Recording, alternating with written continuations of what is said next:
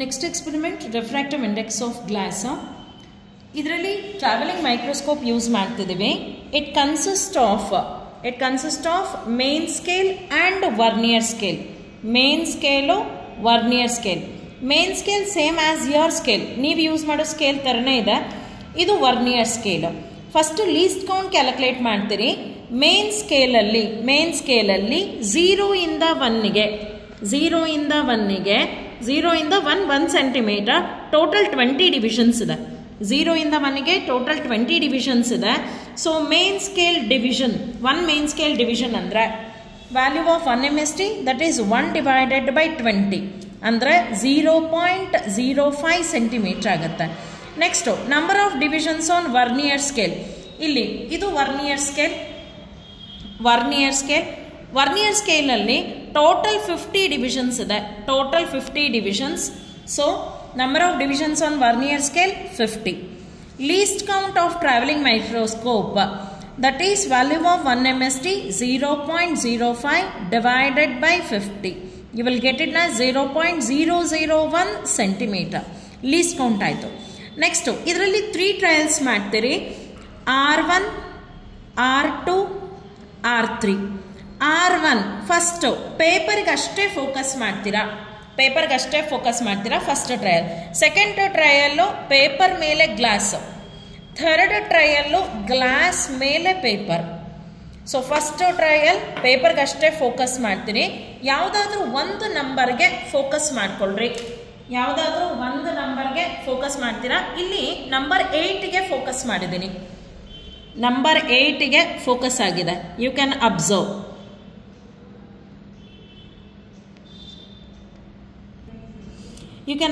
ನಾನಿಲ್ಲಿ 8 ನಂಬರ್ಗೆ ಫೋಕಸ್ ಮಾಡಿದ್ದೀನಿ. ವರ್ನಿಯರಿನ 0, 8 ಮೇನ್ ಸ್ಕೇಲು 2 ಸ್ಟ್ರೈಟ್ ಲೈನ್ ಇದೆ.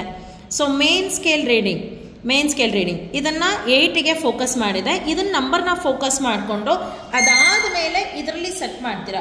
ಸೇಮ್ ನಿಮ್ಮ ಬಯಾಲಜಿಯಲ್ಲಿ ಫೋಕಸ್ ಮಾಡೋ ಥರ ಫೋಕಸ್ ಮಾಡ್ತೀರಾ. ಈಗ ಫೋಕಸ್ ಆಗಿದೆ. ನಿಮ್ಮ ಬಯಾಲಜಿಯಲ್ಲಿ ಹೇಗೆ ಫೋಕಸ್ ಮಾಡ್ತೀರಾ ಹಾಗೆ ಫೋಕಸ್ ಮಾಡ್ತೀರಾ.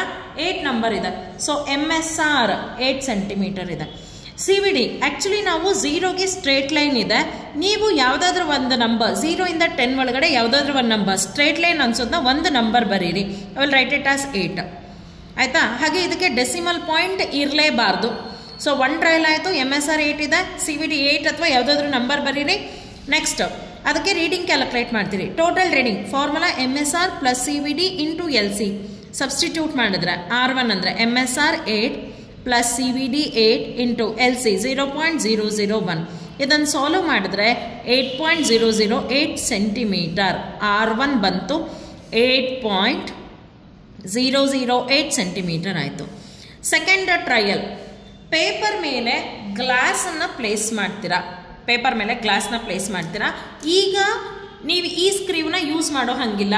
ಈ ಸ್ಕ್ರೀವ್ ಯೂಸ್ ಮಾಡಬೇಡ್ರಿ. ಇಲ್ಲಿರೋ ಸ್ಕ್ರೂನ ಲೂಸ್ ಮಾಡಿಕೊಂಡು ಫೋಕಸ್ ಮಾಡೋ ಅಷ್ಟು ಲಿಫ್ಟ್ ಮಾಡ್ತೀರಾ. ಇದನ್ನು ಸ್ವಲ್ಪ ಲೂಸ್ ಮಾಡಿಕೊಂಡು ಫೋಕಸ್ ಮಾಡೋಕ್ಕೆ ಲಿಫ್ಟ್ ಮಾಡ್ತೀರಾ. And now you can observe 8.6 ಇದೆ. 8 ಈ 0 ಲೈನು 8.6ಗೆ ಸ್ಟ್ರೈಟ್ ಲೈನ್ ಇದೆ. 0 ಲೈನು 8.6ಗೆ ಸ್ಟ್ರೇಟ್ ಲೈನ್ ಇದೆ. ಸೊ MSR 8.6 ಇದೆ. ಇದಾದ ಮೇಲೆ CVD ಚೆಕ್ ಮಾಡ್ತೀರಾ. CVD 0, 1, 2, 3, 4, 5 ಈ ಥರ ಎಲ್ಲ ಲೈನ್ಸ್ಗಳನ್ನು ಚೆಕ್ ಮಾಡ್ತಾ ಹೋಗ್ತೀರಾ. ಯಾವ ಲೈನು ಮೇನ್ ಸ್ಕೇಲ್ ಜೊತೆ ಸ್ಟ್ರೈಟ್ ಇರುತ್ತೆ ಅದು ಏನಾಗುತ್ತೆ MSR ಆಗುತ್ತೆ. ಯಾವ ಲೈನು ಮೇನ್ ಸ್ಕೇಲ್ ಜೊತೆ ಸ್ಟ್ರೈಟ್ ಲೈನ್ ಇರುತ್ತೆ and it will be MSR. So 8.6 MSR ಇತ್ತು. ನೆಕ್ಸ್ಟು CVD ನನಗೆ 18th ಲೈನ್ ಸ್ಟ್ರೇಟ್ ಬಂದಿದೆ. ನೆನ್ಪಿಟ್ಕೊಳ್ರಿ, ಇದು ಡೆಸಿಮಲ್ ಪಾಯಿಂಟ್ ಇರಬಾರ್ದು. 18th ಲೈನ್ ಸ್ಟ್ರೇಟ್ ಇದೆ. CVD 18th. ನೆಕ್ಸ್ಟು ಕ್ಯಾಲ್ಕುಲೇಟ್ ಮಾಡ್ತೀರಾ. 8.6 ಪ್ಲಸ್ 18 ಇಂಟು 0.001 ಸಾಲ್ವ್ ಮಾಡಿದ್ರೆ 8.618 ಬರುತ್ತೆ centimetre. 8.618 centimetre. Similarly next trial glass ಮೇಲೆ ಪೇಪರ್ ಇಡ್ತೀರ. ಗ್ಲಾಸ್ ಮೇಲೆ ಪೇಪರ್ ಇಡ್ತೀರಾ. ಈಗಲೂ ಕೂಡ ಈ ಸ್ಕ್ರೀವ್ ಯೂಸ್ ಮಾಡೋ ಹಂಗಿಲ್ಲ, ಇದನ್ನು ಲೂಸ್ ಮಾಡಿಕೊಂಡು ಮೇಲಕ್ಕೆ ಲಿಫ್ಟ್ ಮಾಡ್ತೀರಾ. ಇದನ್ನು ಲೂಸ್ ಮಾಡಿಕೊಂಡು ಮೇಲಕ್ಕೆ ಲಿಫ್ಟ್ ಮಾಡ್ತೀರಾ and you will get the MSR as 9.8. ಮುಂಚೆ ಹೇಗೆ ಫೋಕಸ್ ಮಾಡಿದ್ರೆ ಅದೇ ಥರ ಫೋಕಸ್ ಮಾಡ್ತೀರಿ, 9.8 ಬರುತ್ತೆ. CVD ಯಾವುದು ಸ್ಟ್ರೈಟ್ ಲೈನ್ ಇರುತ್ತೋ ಅದನ್ನು ಯೂಸ್ ಮಾಡ್ಕೊಳ್ರಿ. ನನಗೆ 25 ಬಂದಿದೆ, 25 ಬರುತ್ತೀನಿ. ಸೊ 9.825 ಆಗುತ್ತೆ. ಇದನ್ನು ಸಬ್ಸ್ಟಿಟ್ಯೂಟ್ಸ್ ಮಾಡಿ ಸಾಲ್ವ್ ಮಾಡಿದ್ರೆ ಎಲ್ಲದಕ್ಕೂ ಕ್ಯಾಲ್ಕುಲೇಷನ್ ವಿತ್ ಯೂನಿಟ್. ಇದಾದ ಮೇಲೆ ರಿಫ್ರಾಕ್ಟಿವ್ ಇಂಡೆಕ್ಸ್ ಕ್ಯಾಲ್ಕುಲೇಟ್ ಮಾಡ್ತೀರಿ. R3 - R1 divided by R3 - R2. R3 9.825 minus R1 8.008 divided by R3 9.825 minus R2 8.618. ಇದನ್ನು ಸಾಲ್ವ್ ಮಾಡ್ತೀರಾ. ಸಾಲ್ವ್ ಮಾಡಿದ್ರೆ 1.505 ಬಂದಿದೆ. ಹಾಗೆ ಇದಕ್ಕೆ ಯೂನಿಟ್ ಇರಲ್ಲ, ಯೂನಿಟ್ ಬರಿಬೇಡ್ರಿ. ರಿಸಲ್ಟಲ್ಲಿ ಈ ವ್ಯಾಲ್ಯೂನ ಸಬ್ಸ್ಟಿಟ್ಯೂಟ್ ಮಾಡ್ತೀರಾ.